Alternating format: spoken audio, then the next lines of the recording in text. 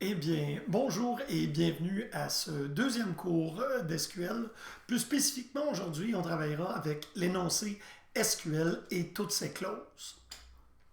Donc, l'objectif pédagogique que nous allons poursuivre durant cette deuxième leçon, ça va être de faire des extractions de données. Avec SQL, on peut aller prendre les données dans la base de données, les amener chez nous et par la suite, on va apprendre à les manipuler. Mais dans un premier temps, il y a beaucoup de façons dont on peut ramener les données chez nous. Donc, on peut regarder ceux qui sont les plus gros, ceux qui sont les plus petits, ceux qui débutent par R. Alors, ça, comment on fait pour sélectionner un sous-ensemble de données? On utilise la clause where. Par la suite, on va apprendre les opérateurs logiques, un peu comme vous avez déjà vu en Java, le et, le ou, le plus grand, le plus petit. Ensuite, on va apprendre à trier avec la clause order by. On va regarder rapidement c'est quoi une variable de substitution et on va effectuer des calculs simples avec des fonctions. Donc, le matériel précisément qui sera couvert, c'est qu'est-ce qu'SQL, ensuite les types de données qu'on a en Oracle, et par la suite, nos clauses. Je répète, l'énoncé select est composé de 5 clauses, le select lui-même, le from, le where, le group by et le order by. Ensuite, on va apprendre c'est quoi un alias de colonne et un alias de table. Tous les opérateurs de la clause where, et croyez-moi, il y en a beaucoup. Ensuite, les fonctions simples, les formats de date, la table dual. Alors, SQL, c'est un acronyme qui tient du mot Structured Query Language, donc langage de requête structuré. C'est un langage pratiquement universel au niveau des bases de données, que ce soit Microsoft Access, Oracle, Microsoft SQL Server, IBM DB2 ou les open source dans MySQL. En fait, ils utilisent tout le langage SQL pour faire l'extraction de données et la manipulation. Et vous allez remarquer que le langage SQL ressemble beaucoup à l'anglais que vous avez utilisé. Donc, le langage SQL, si on regarde ici, c'est un langage complet. Premièrement, si on commence en haut, il sélectionne les données. Donc, on va pouvoir faire l'extraction. Par la suite, il permet de manipuler les objets de la base de données, contrôler l'accès, manipuler les données elles-mêmes qui sont dans les objets et il va s'occuper de garantir l'intégrité et la cohérence des données. Donc, SQL est divisé en 4 sous-langages, si on veut. Le premier, qui est le langage de manipulation de données, le LMD, ou en anglais DML, Data Manipulation Language. Il nous permet de faire la sélection des données, d'aller en insérer dans les tables, de les mettre à jour ou de les effacer complètement.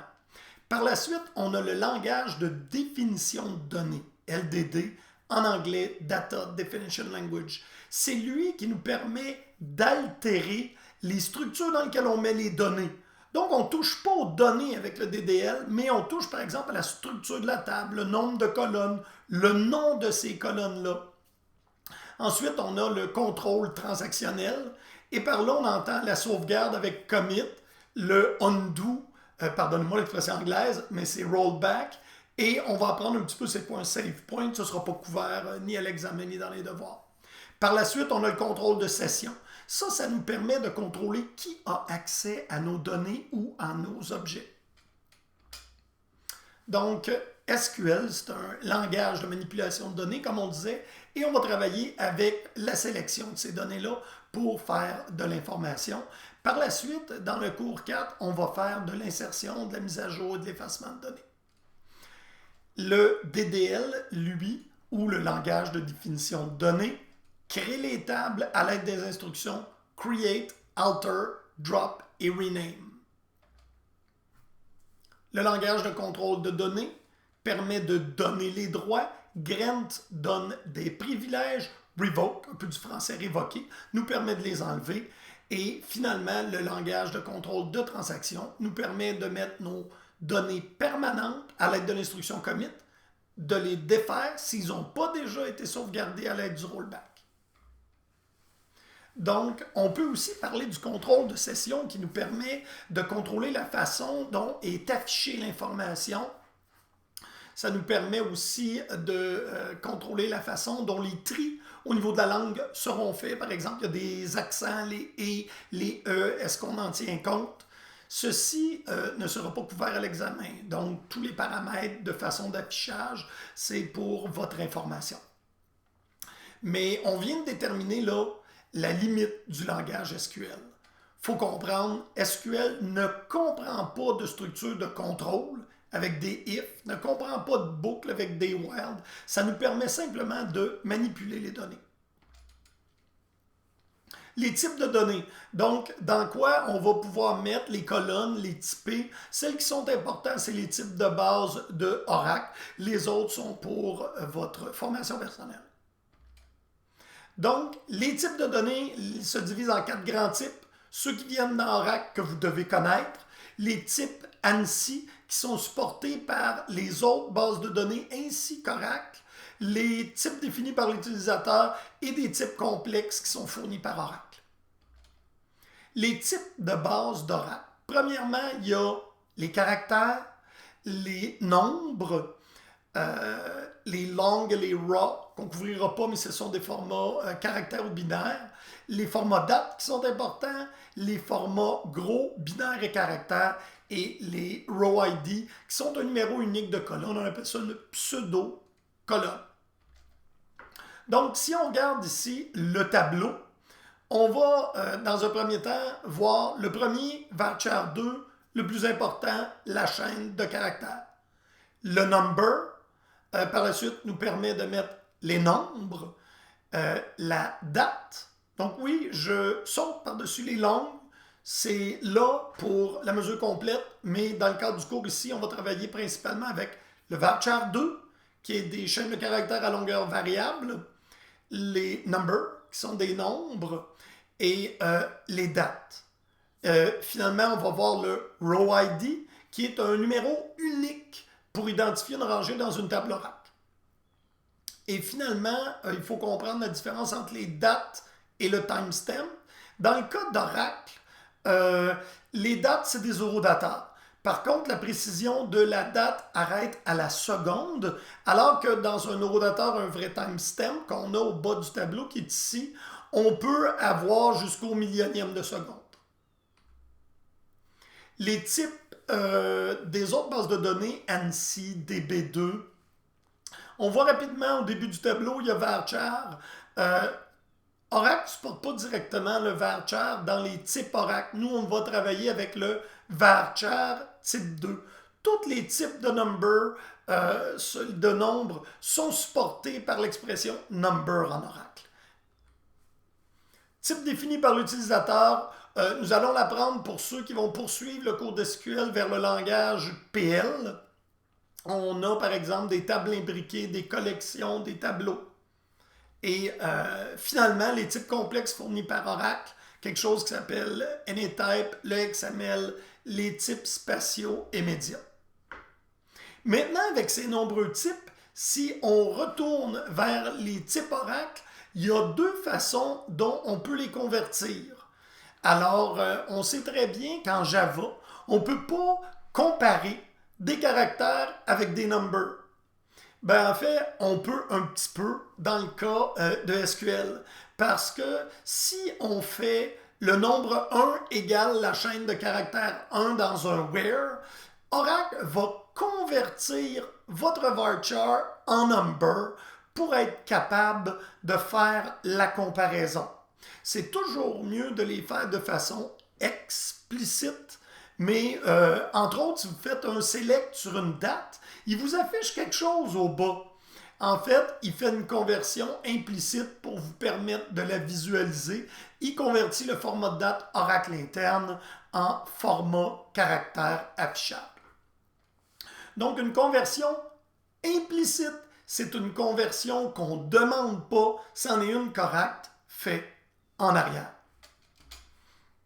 Tandis qu'ici, on a la conversion explicite qui utilise 4 mots-clés. To number, to date, to char et to char. Mais ça dépend de quoi on parle. Donc, on va se concentrer sur la partie droite parce que c'est les conversions qu'on va faire de façon le plus régulier. Parce qu'on va vouloir souvent prendre une date qui nous est retournée, l'afficher en caractère, et c'est la partie au bas. La boîte orangée, date, vers la boîte caractère, utilise le mot-clé toChar et on va aussi lui donner un format, on va le voir un petit peu plus loin, pour nous permettre d'afficher la date dans le format qu'on le veut. On va faire le contraire de la boîte bleue caractère, la boîte orange to date, lorsqu'on va faire des insertions et qu'on va vouloir saisir une date dans un format précis et la passer en oracle pour qu'elle la sauvegarder dans les tables. Alors, notre instruction SQL nous permet de sélectionner une ou plusieurs colonnes de notre table et par la suite, on pourra aussi jointer plusieurs tables. C'est ce qu'on verra ultérieurement dans un autre cours. Donc, pour les règles générales SQL, premièrement, les mots-clés ne sont pas sensibles à la case. Donc, select peut être écrit en minuscule ou en majuscule. Par convention, on préfère les avoir sur plusieurs lignes. Le select sur une ligne, le from sur une autre, le where sur une autre, and ses conditions. Après ça, group by et order by. Dans le cas d'SQL développeur, on saisit l'instruction et on termine avec un point virgule. Pour la faire exécuter, on peut utiliser CTRL-Enter ou F9. On peut aussi utiliser le petit triangle vert qui pointe vers la droite dans la barre d'outils en haut. Un petit truc pour l'examen, premièrement. Toutes les parties d'une instruction SQL, que ce soit le select, le from, le where, sont appelées des clauses. Et ces clauses-là sont structurées au niveau de l'ordre. Donc, c'est toujours pareil. Select, from, where, group by, order by. Donc, on va se connecter ici avec le compte de Scott qu'on a après utilisé. Et dans son schéma, Scott a plusieurs tables qu'on va utiliser pour apprendre le SQL. Donc, il y a la table EMP qui comprend la liste des employés de notre entreprise fictive. DEPT qui est la liste des départements de cette entreprise-là.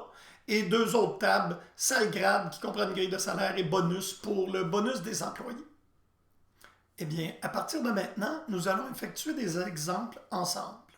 Ce que je vous propose, c'est lorsqu'on aura un exemple à faire ou quelque chose à taper, vous allez faire pause sur la vidéo, vous allez essayer de lancer l'énoncé et vous pourrez par la suite reprendre le visionnement du vidéo, me regarder faire l'exemple et comprendre ce qui a été ou ce qui a moins bien été. Donc, on commence. La première commande à faire, c'est pour décrire la composition d'une table. Alors ici, on a desk EMP et on voit au bas les colonnes et à la droite des colonnes, on voit le type de données qui a été saisi dans Oracle.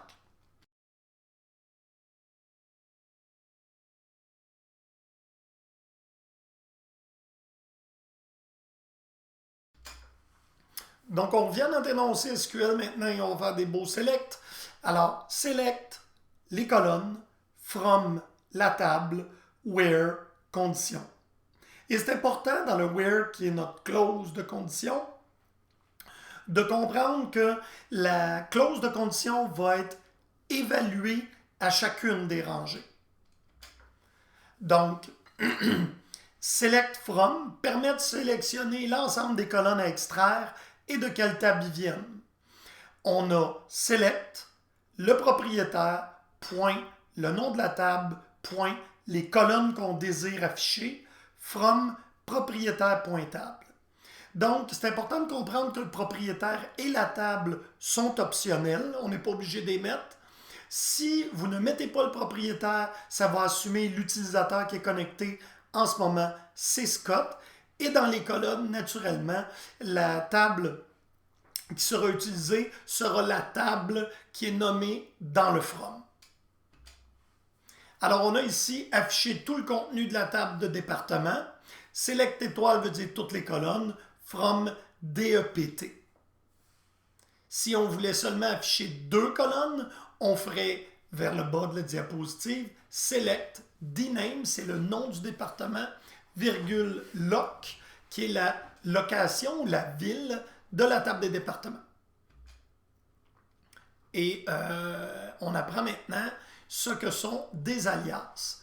Alors, des alias, c'est un remplacement d'un nom par un autre. C'est un peu un avatar pour une colonne, si on veut.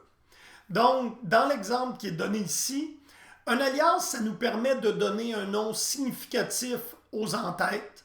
Les alias doivent toujours débuter par une lettre et les alias peuvent être séparés de la colonne par un espace ou le mot as. Donc, on a les deux exemples ici. Donc, select depno as, num pour numéro de département. Et on voit qu'on utilise les symboles de quotation double. C'est le seul endroit que les guillemets doubles seront utilisés dans le cadre d'SQL sur Oracle. C'est pour donner le nom d'un alias. Sinon, les chaînes de caractères sont définies par des apostrophes simples que j'appellerai dans le courant du cours des guidis. Quand je fais « As-tu oublié tes guidis », ça veut dire « As-tu mis ta chaîne de caractères entre apostrophes ». Donc, comme je disais tantôt, des guillemets sont nécessaires lorsque l'entête comprend des espaces, des caractères spéciaux, des accents ou est sensible à la casse. Donc, si on regarde ici dans l'exemple, select the name, nom de département, Lockville. Nom de département lui contient des espaces et des caractères accentués. Il faut donc, dans ce cas-là, le mettre entre guillemets. Lock, lui, l'est pas, donc on le sépare avec un espace et on met ville. On voit le résultat en bas. Nom de département respecte la casse et ville est indiqué. Donc, lorsqu'on ajoute une clause where à un select, ça va limiter le nombre de rangées qui nous est retourné. Ainsi, dans un select avec un from puis une condition, en passant, on apprend ici le mot optionnel distinct. Distinct va retourner si j'ai un ensemble de rangées, juste celles dont la valeur de la colonne ou des colonnes spécifiées sont distinctes. On va faire un exemple un petit peu plus loin. Donc, on a ici select from table where et notre condition pour être par exemple where depno égale 10 retournera seulement les employés dont le numéro de département est 10. Et comme on disait précédemment, la clause where doit obligatoirement suivre la clause from. On ne peut pas faire select where from. Donc on voit ici la syntaxe select, étoile ou colonne, distinct qui est un mot optionnel, from la table, where, et là l'expression logique, ça veut dire qu'il faut que l'expression s'évalue par un vrai ou par un faux. Par exemple, si dans la classe, je voulais avoir la liste des étudiants aux yeux bruns, je ferais select étoile from étudiant, where yeux égale brun. Yeux égale brun. Et contrairement à Java, on n'a pas besoin de deux signes d'égalité pour faire un test d'égalité en SQL. On fait simplement colonne égale valeur. Puis ça va être évalué à chaque rangée. Donc, pour chaque étudiant, la requête SQL va aller vérifier est-ce que les yeux sont bruns? Oui, elle sera retournée. Lorsqu'elle va avoir un pour les bleus ou pour les verts, par exemple, ben, elle ne sera pas retournée. Donc, maintenant, je vous demande d'afficher le nom, l'emploi et le salaire de tous les employés qui sont des commis. Donc, le nom, c'est e-name, emploi, c'est job, salaire, c'est sal, et ça veut dire un salaire mensuel. On va avoir plus tard les opérations mathématiques pour le multiplier par 12, pour en faire un salaire annuel. Pour le moment, on affiche juste sal. Alors, allez-y, faites l'affichage.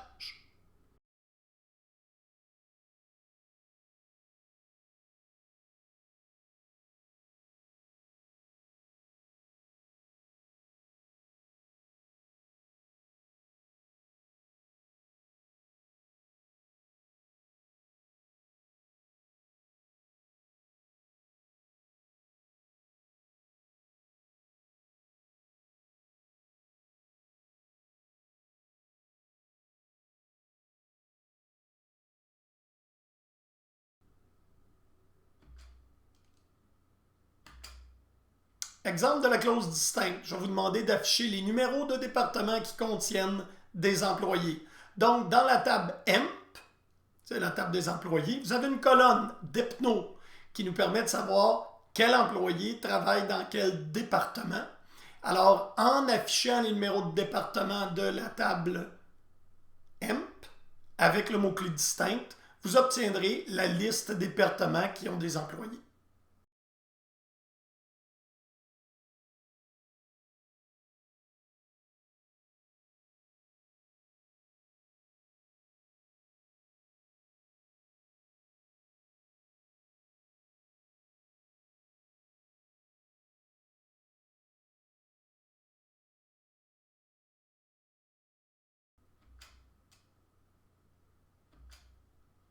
Maintenant, afficher les numéros de département et les postes par département. Donc, ce qu'on veut, c'est afficher le numéro de département et chacun des postes de façon distincte.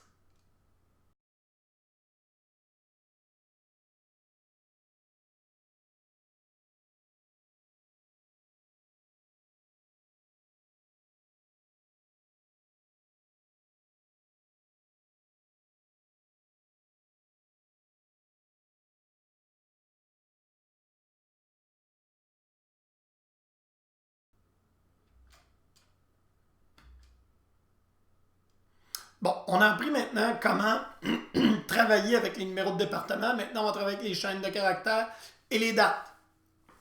En SQL, les noms de champs ne sont pas sensibles à la casse. Pas la chaîne de caractères elle-même, mais le nom du champ. La valeur des chaînes de caractères doivent être incluses entre guidis ou des apostrophes. Les valeurs sont sensibles à la casse, donc clerk, c'est pas comme clerk. Maintenant, pour votre première clause where avec un SQL, affichez le nom, name, et l'emploi, job, de tous les employés du département numéro 20. Prenez note ici que, étant donné que le numéro de département, ce n'est pas une chaîne de caractères, vous n'avez pas besoin des apostrophes.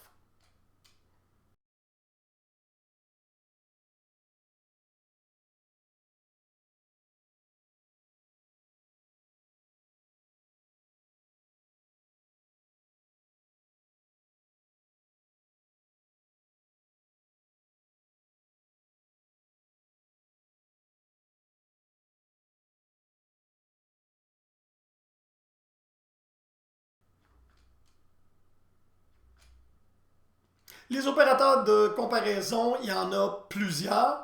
Il y en a que vous connaissez déjà de vos cours en Java.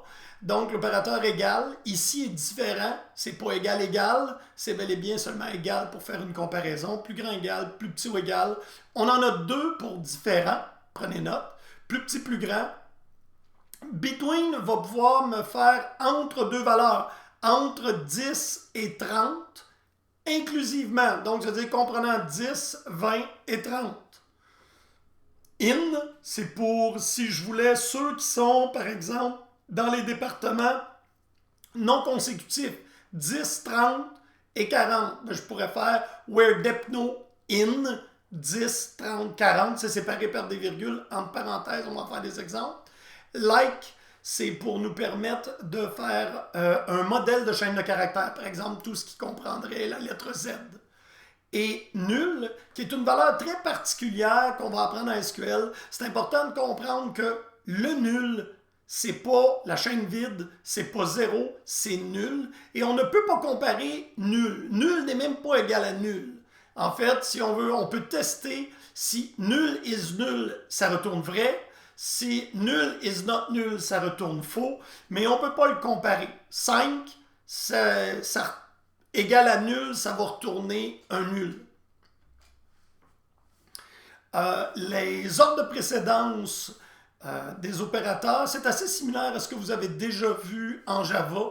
On fait l'arithmétique en premier, les concaténations, les comparaisons, les like, not between, les égales, puis après ça, les opérateurs logiques. Faites-nous l'affichage des noms et des salaires de tous les employés qui gagnent moins que 1500. Donc, on est toujours ici dans la table EMP. On veut les noms, name, salaire, sal, de tous les employés qui gagnent moins de 1500 $. C'est par mois. À moins que ce soit autrement dit, là, on assume toujours dans les exemples que c'est le montant mensuel, donc ce qui est écrit directement dans la colonne sal.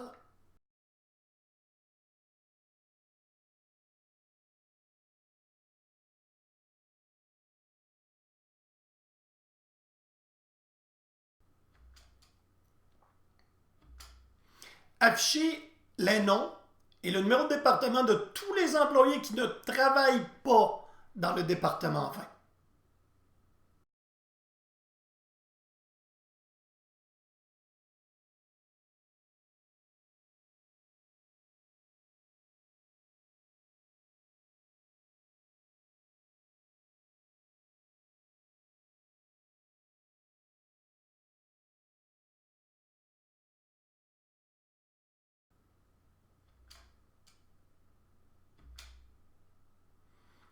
Ici, on va utiliser l'opérateur Between pour afficher les noms et les salaires de tous les employés qui gagnent entre 2 et 3 000 mensuellement.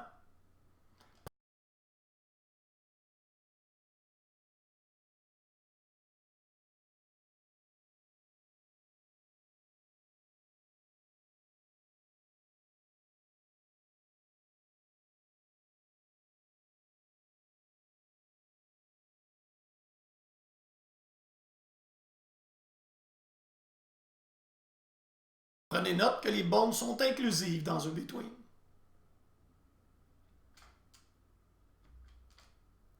L'opérateur IN nous permet de faire une liste, afficher les noms et les numéros de superviseurs de tous les employés dont le supérieur, qui est la colonne MGR, porte le numéro 7902 75 66 77 88.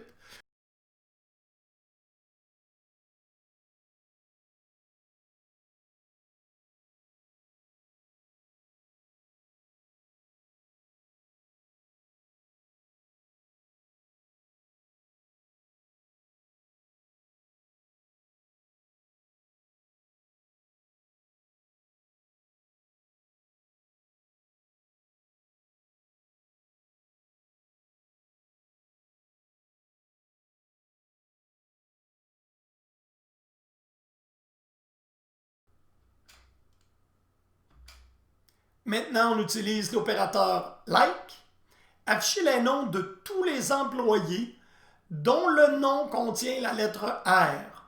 Donc, en plus de l'opérateur like, on apprend ici les pourcents. Pourcent, c'est ce qu'on appelle un wildcard. Ça veut dire que c'est un caractère qui peut être remplacé par n'importe quel autre caractère.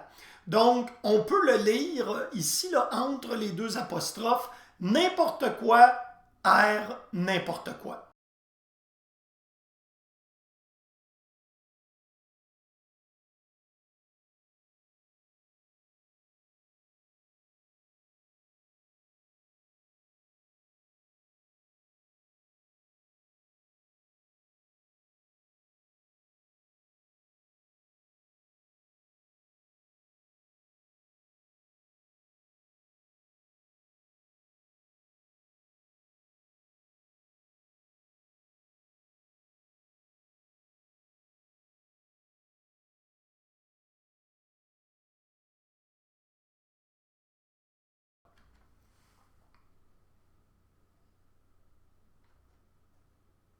Donc ici, on va utiliser une fonction dans la clause where pour afficher les noms et la date d'embauche de tous les employés qui ont été recrutés en 1981.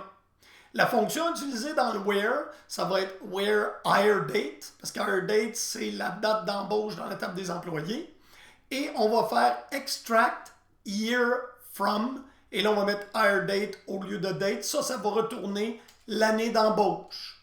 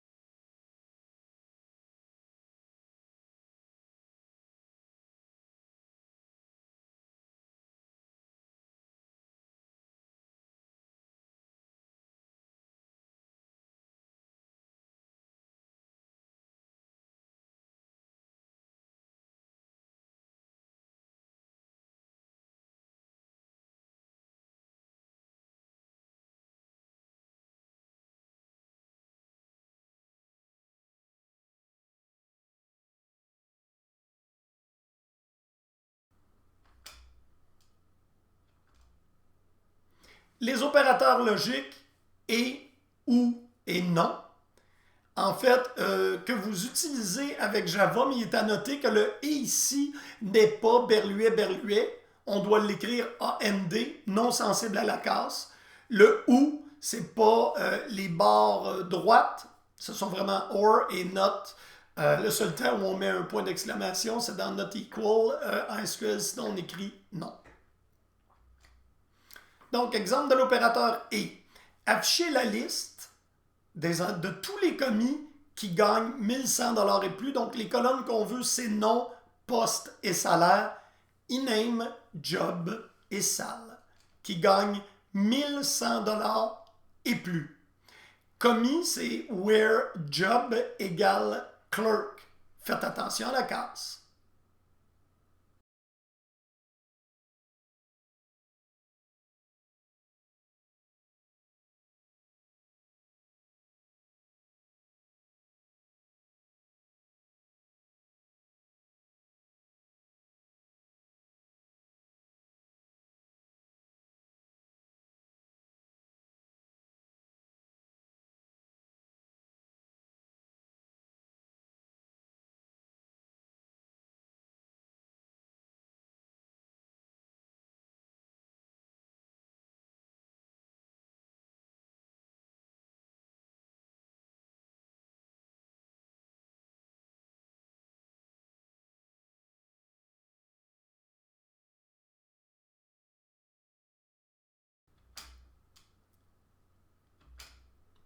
Afficher la liste de tous les employés qui sont des commis ou qui gagnent 1100 $ et plus.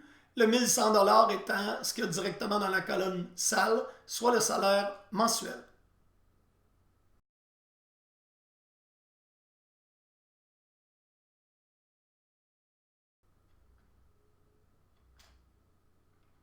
En fait, maintenant, l'opérateur note. Afficher la liste des employés et leur poste, e-name et salle, de ceux qui ne sont ni commis ni manager. Et là, pour vous aider, c'est un where not in.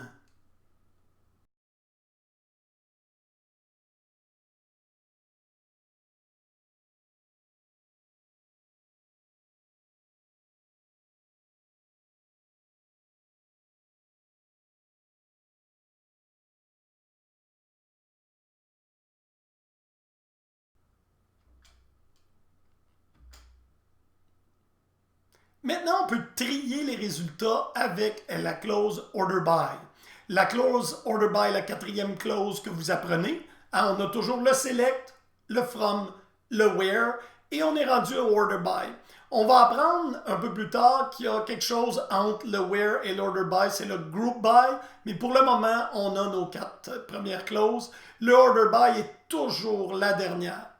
Et on fait order by le nom de la colonne. Ensuite, on peut mettre les mots-clés ASC pour un ordre ascendant.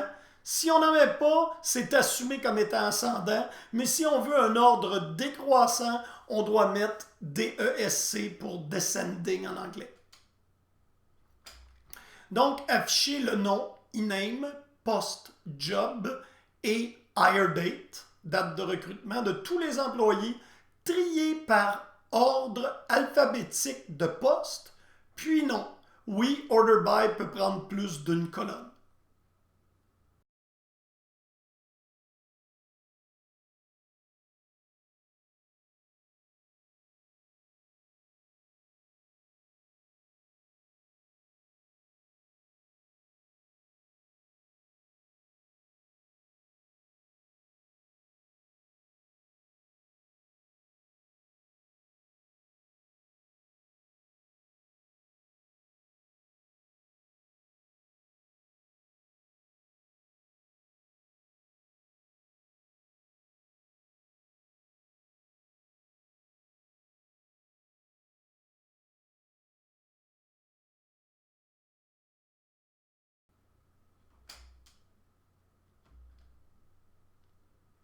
Il est possible de restreindre le nombre de rangées triées grâce à la clause offset. Ainsi, si je vous demandais de retourner seulement les trois premiers, vous pourriez écrire fetch first 3 rows only. Alors après l'order by, on fait le fetch.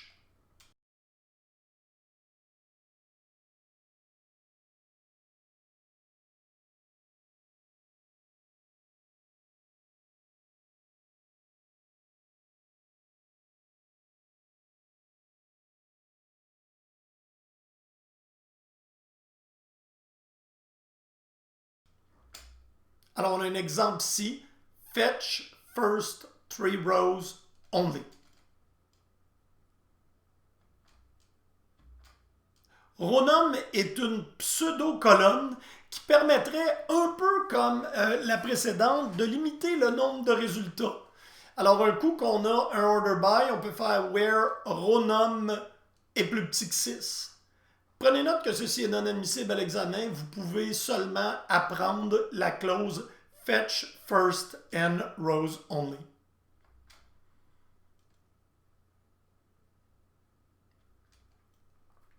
Les champs calculés. Un champ calculé est obtenu en effectuant une opération mathématique sur une colonne. Donc, dans le select colonne, il est possible de faire des mathématiques. On peut faire de l'arithmétique, on peut couper des chaînes de caractères, et ce, à peu près n'importe où dans le select, sauf dans le from. Malgré cela, on pourrait faire un from avec une sous-requête, mais c'est un énoncé un peu plus avancé. Donc, les champs calculés, on peut les mettre dans les colonnes du select, dans le where et même dans l'order by. Exemple de champ calculé, afficher le nom, job, soit le poste, et le salaire annuel de tous les employés. Salaire annuel des employés va être sal multiplié par 12, soit l'astérix pour la multiplication.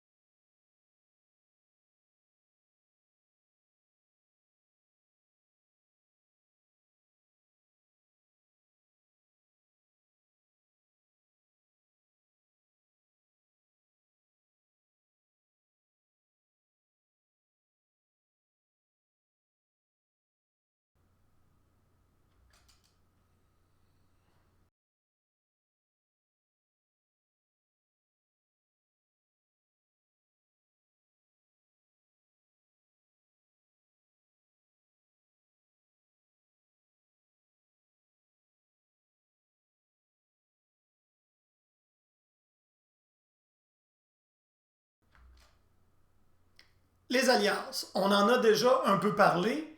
Les alias et la clause where. Voyez-vous ce qui s'est fait ici? Et je vous demande de réfléchir quelques minutes pourquoi est-ce qu'on a eu une erreur. Dans l'erreur à la ligne 3, colonne 7, invalid identifier salaire annuel. En fait, ici, ce qu'on a essayé de faire, c'est d'utiliser un alias pour faire une comparaison.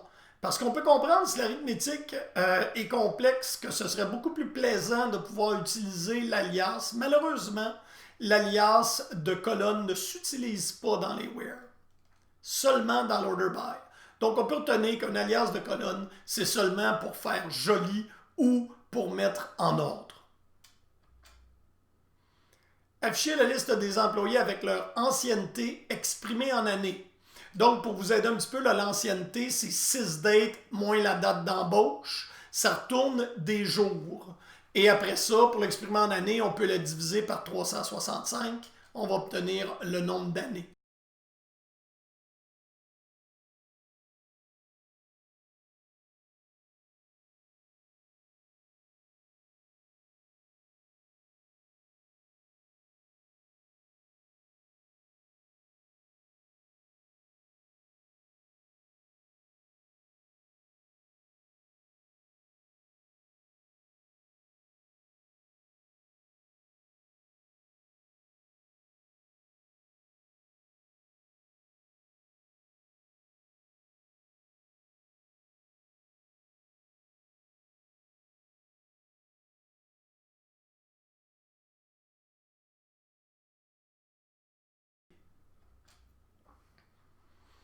Faites à noter ici, on a utilisé aussi round à 2 décimales près.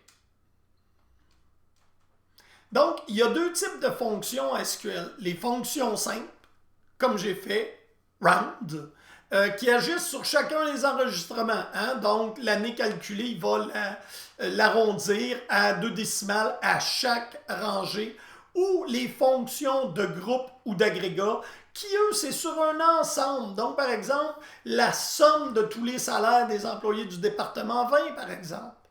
On va poursuivre, puis on va pratiquer les sommes de groupe. Donc, on voit ici graphiquement les fonctions se diviser en deux familles. Les fonctions sur une simple rangée et les fonctions qui affectent de multiples rangées. Fonctions simples. Donc, elles reçoivent des arguments et retournent une seule valeur comme résultat. Par exemple, round pour arrondir. Elle prend une valeur calculée et elle en retourne et elle va agir sur chacune des rangées directement. Et on peut les imbriquer. Donc, on peut faire round d'une fonction mathématique hardDate, sysDate. Selon le type de données qu'on va étudier, on va avoir plusieurs fonctions. On va avoir des fonctions de date, chaîne de caractères, numérique, de conversion et d'autres. Vous avez dans vos notes un lien PDF sur toutes les fonctions disponibles en SQL. Il y en a quand même beaucoup. Celles qui sont importantes à connaître pour le cours sont données dans le cadre des présentations. Donc, dans le cas des fonctions, vous venez d'en apprendre une, la fonction round, qui avait un exemple, donc qui nous permet de faire un arrondi. Trunk, contrairement à arrondi, coupe directement, ne regardera pas si c'est plus haut ou plus bas. Les fonctions seal et floor c'est des fonctions inverses l'une de l'autre. Seal, ça donne l'entier le plus proche par en haut. Floor, ça donne l'entier par en bas. Et on a la fonction modulo qui donne le restant d'une division. Donc, modulo 1600, 300, ça va être en fait 300 multiplié par 5, ça va donner 1500, il va rester 100. Donc, on regarde ici la fonction d'arrondi et on arrondit le salaire à 2 décimales. Fonction numérique. Afficher le nom et l'ancienneté des employés. Arrondir le nombre d'années d'ancienneté à 2 décimales. Et là, on l'a fait un peu précédemment. Donc, on doit utiliser sysDate moins higherDate pour donner la date du jour sur le serveur et round pour l'arrondir.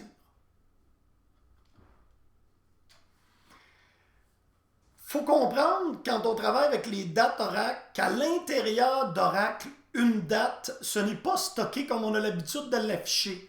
En fait, ça comprend le siècle, l'année, le mois, le jour, l'heure, les minutes et les secondes. Donc, un format date Oracle, c'est précis à la seconde. Et on peut y mettre du 1er janvier 4712 avant Jésus-Christ jusqu'au 31 décembre 1999 après Jésus-Christ. Donc, on n'aura pas de problème de l'an 2000.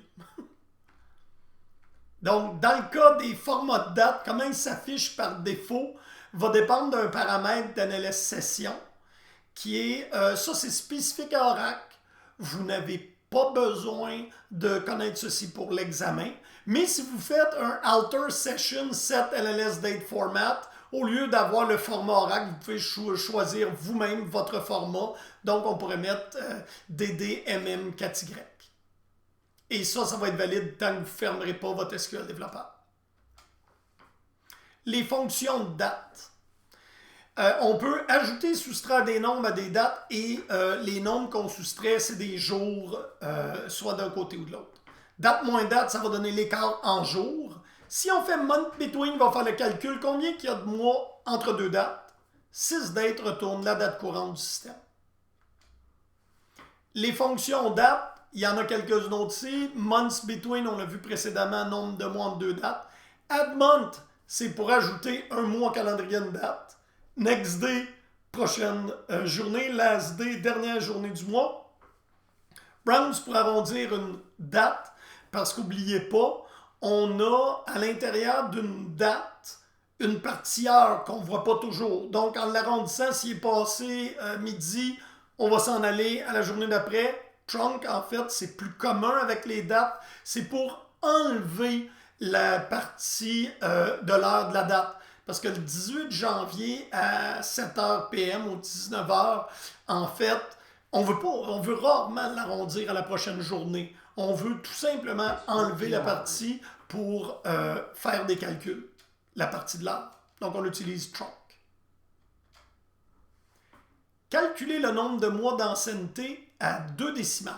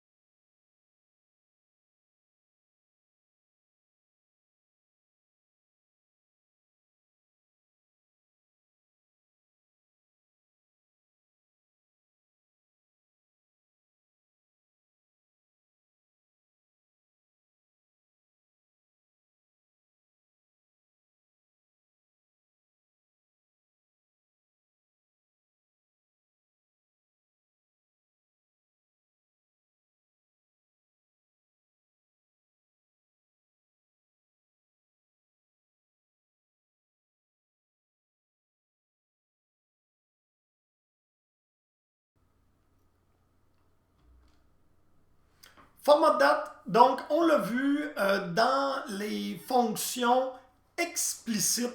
Pour prendre une date et nous l'afficher, on doit utiliser la fonction toChar parce que ce qui nous est affiché, ce sont des caractères, ce n'est pas le format interne Oracle.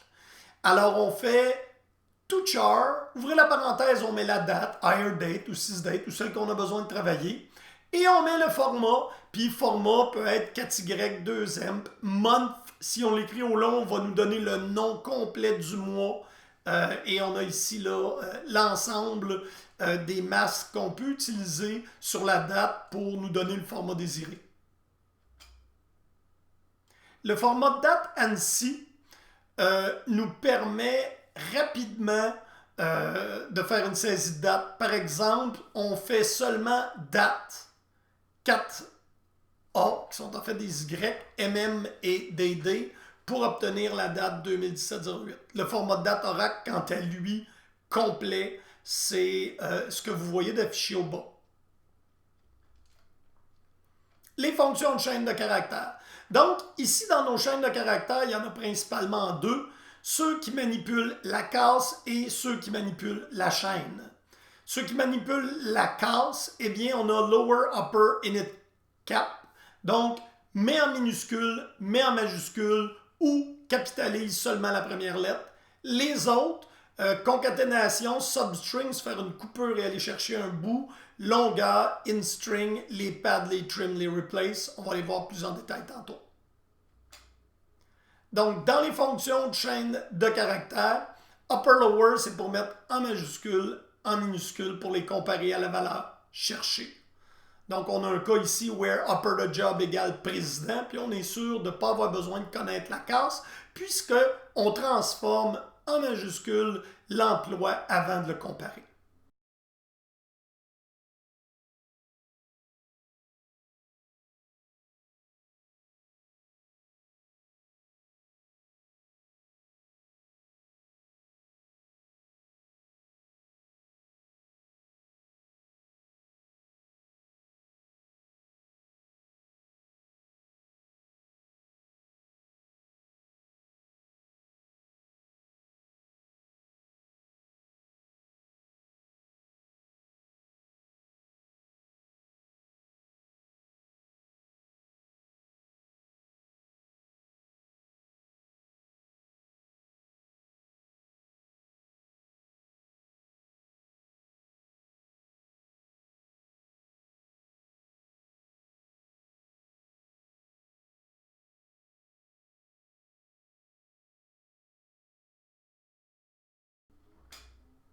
Donc, fonction de chaîne de caractères, je vous dis qu'on les voyait, on les voit ici. Concaténation nous permet de coller deux chaînes de caractères. Substring va extraire d'une chaîne de caractères à partir du premier caractère qui est saisi, qui est 1 dans ce cas-ci. Donc, on commence avec substring. la chaîne de caractères, virgule, premier caractère, virgule, longueur. Donc, si on a extrait du premier au cinquième caractère qui était l'eau de Hello World, length de la longueur d'une chaîne, InString va trouver la position d'une chaîne de caractères dans une autre. La première, c'est la chaîne de caractères qu'on veut utiliser pour effectuer la recherche dedans. La seconde, c'est quoi la chaîne qu'on recherche. Et donc, c'est W dans le cas ici. Et InString va retourner 6. C'est la première occurrence du caractère W dans la chaîne Hello World. Les pads, LPAD, RPAD, permet d'afficher dans un format avec un nombre de caractères défini. Et ici, on pad avec des étoiles. Left pad, right pad. Donc, padder, si on veut à gauche, padder à droite avec des étoiles pour arriver à une longueur de 10. Donc, ici, la chaîne de caractères a déjà 8. Il y aurait seulement 2 étoiles. Sa chaîne de caractères en a 1, il y en aurait 9. Tout au long du travail dans Oracle, il peut nous arriver d'avoir besoin de faire des opérations mathématiques simples et on peut se servir de la table dual pour faire ce genre de petits tests. La table dual est une toute petite table qui comprend une seule colonne, une seule rangée. Je vous propose de faire un select étoile sur votre table dual pour voir comment elle est faite et par la suite, on va être capable de faire des petits tests sur cette table-là.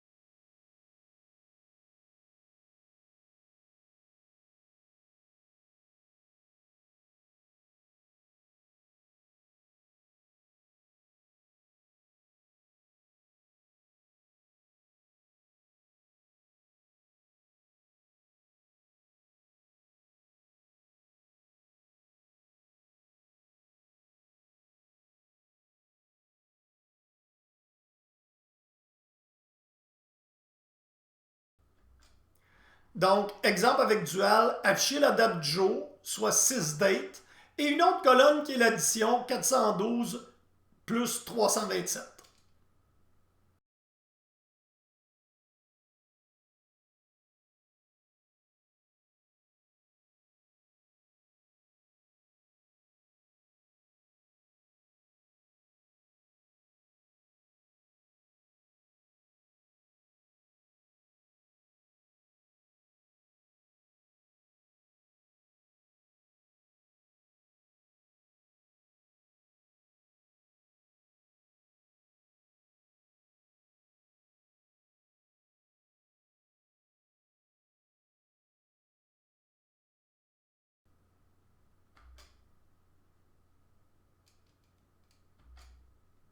Fonction de conversion.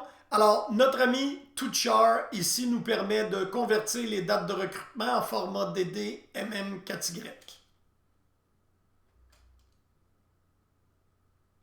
On avance, on arrive maintenant aux valeurs nulles. Et on a vu précédemment que les valeurs nulles, c'est des valeurs qui veulent dire de quoi de spécial en SQL.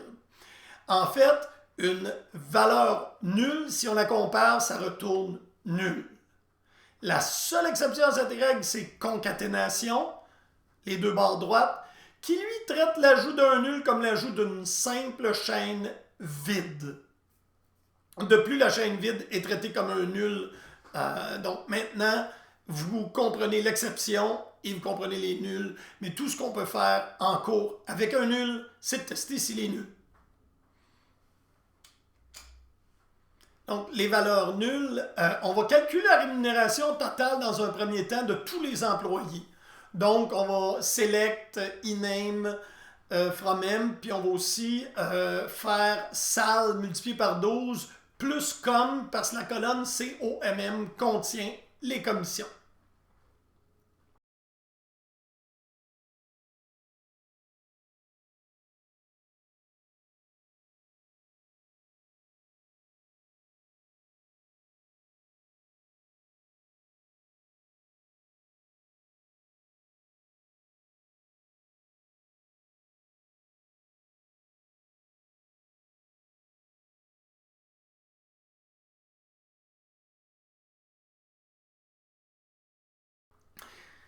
Vous remarquerez que dans le résultat de la requête, il y a plein de rémunérations qui retournent nulles. Effectivement, lorsqu'on ajoute un nul à un number, on obtient un nul. Si on le compare, on obtient un nul. Donc, on doit traiter les nuls pour être capable d'arriver là. Et pour traiter les nuls, on a 4 fonctions.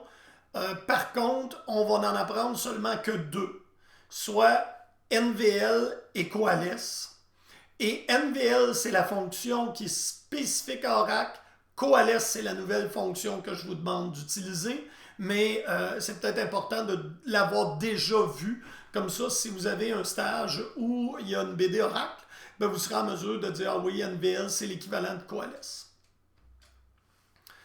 Une valeur nulle peut être convertie en une autre valeur en utilisant, bon, je vous ai parlé, NVL coalesce.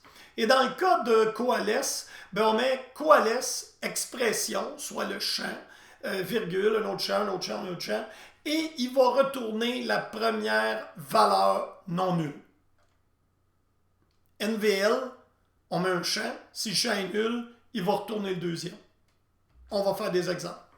Donc, coalesce est beaucoup plus moderne et ça fait partie du standard ANSI 92. NVL, lui, c'est spécifique en Oracle. Dans le cas de seulement 2 opérandes, si on a seulement un nul et son remplacement, NVL et coalesce fonctionnent pareil, mais dans le cas où il y aurait plusieurs valeurs qui peuvent être nulles, dans ce cas-là, coalesce, lui, commence au premier opérande. S'il n'est pas nul, il le retourne. Sinon, il regarde le deuxième. S'il n'est pas nul, il le retourne, etc., etc. Donc, en fait, on va maintenant calculer la rémunération annuelle des employés en s'assurant de traiter les nuls de la colonne commission.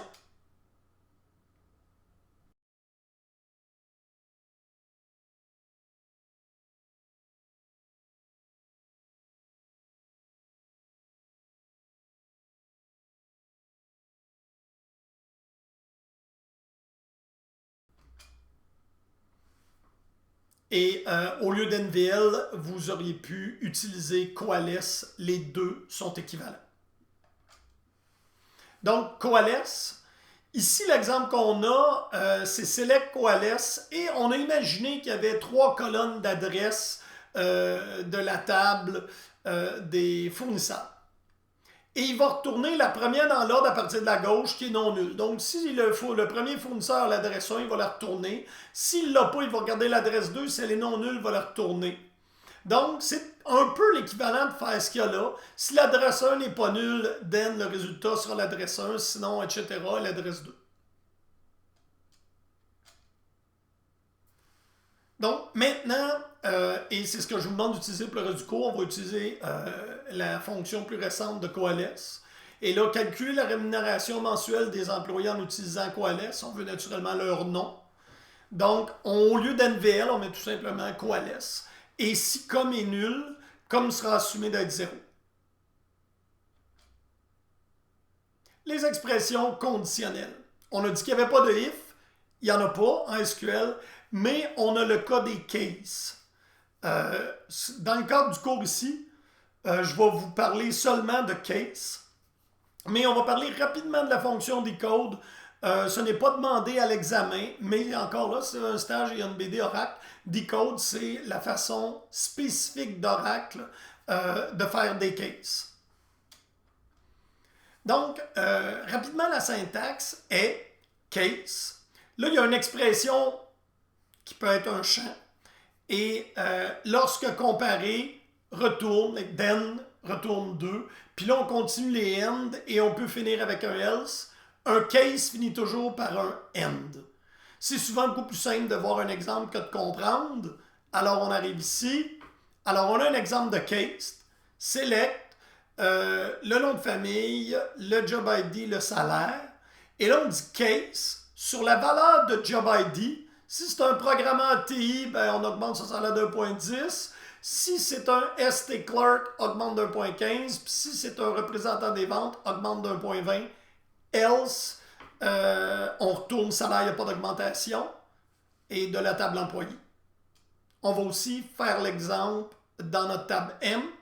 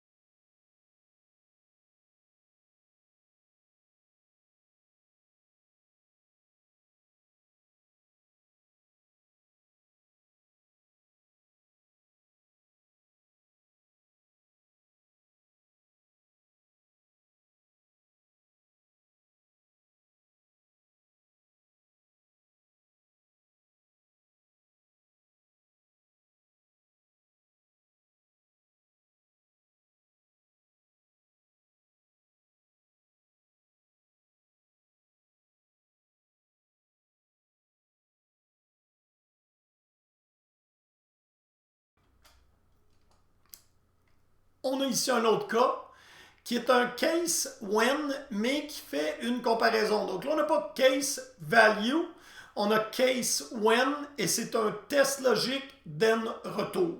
When, test logique then retour, puis il sort à la première comparaison qui est vraie. Rapidement, decode, c'est la même chose que le premier cas de case qu'on a vu. C'est case, expression, soit habituellement la colonne, virgule, le résultat qu'on veut, virgule, le résultat qu'on va retourner. Et on a un exemple ici. Alors là, c'est le même exemple qu'on a fait avec le case when. Et on lit ici, donc dans le decode en bas, la colonne job, si elle est égale à analyste, retourne le salaire multiplié par 1.2. Si job est égal à clerk, retourne salaire 1.1. Sinon, retourne salle.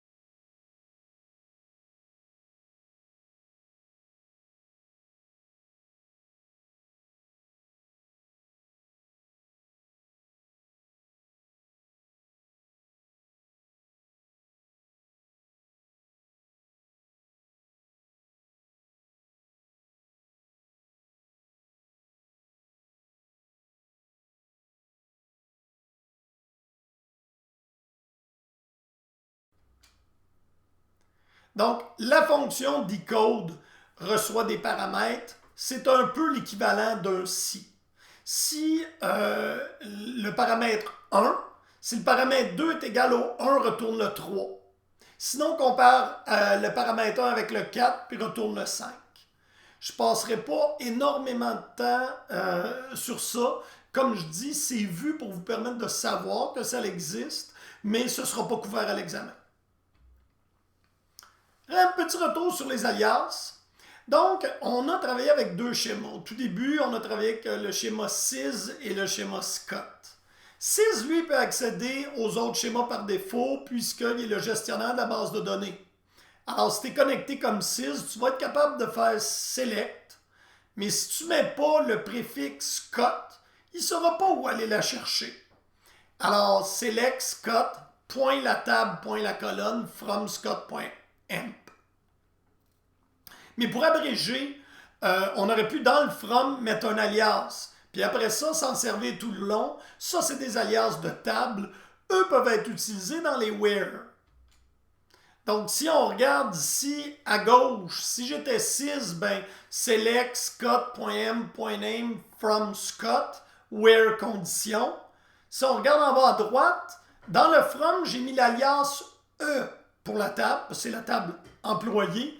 Et là, à partir de maintenant, je peux faire select E.colonne et même dans le where E.colonne. Par convention, je vais vous demander d'utiliser la première lettre de la table dans vos alias.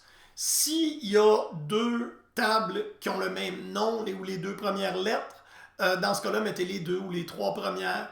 Dans l'exemple, entre autres, du club vidéo, toutes les tables sont préfixées par vidéo. Laissez faire, utilisez pas V, allez tout simplement, c'est vidéo client, vidéo film ou vidéo emprunt. Donc les alias naturels seraient C pour client, E pour emprunt, et ainsi de suite.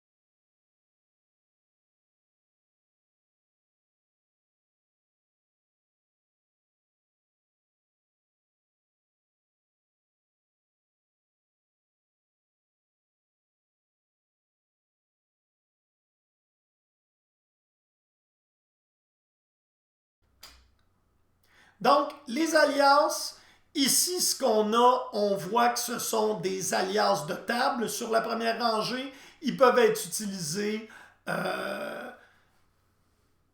seulement dans les noms de colonne. Donc, on a le A. Par contre, voyez-vous, à la première ligne, on a un alias de colonne, ça l'annuel, et on essaie de l'utiliser dans le where. Ça ne fonctionnera pas. Vous savez que les alias de colonne, c'est seulement pour faire beau ou mettre dans l'ordre. Donc, fonctionne pas dans le where ni dans le groupe by. Dans le cas du deuxième, on a un alias de table qui est le A. Et il est utilisé dans le where, tout va bien. Et dans le dernier cas, qui est aussi fonctionnel, on a un alias de colonne, il est utilisé seulement dans le by, c'est bon. Et on a un alias de table, le A, qui est utilisé dans le nom de la colonne au début. Ce qui est permis. Eh bien, c'est la fin. Je vous remercie et je vous souhaite une très belle fin de journée.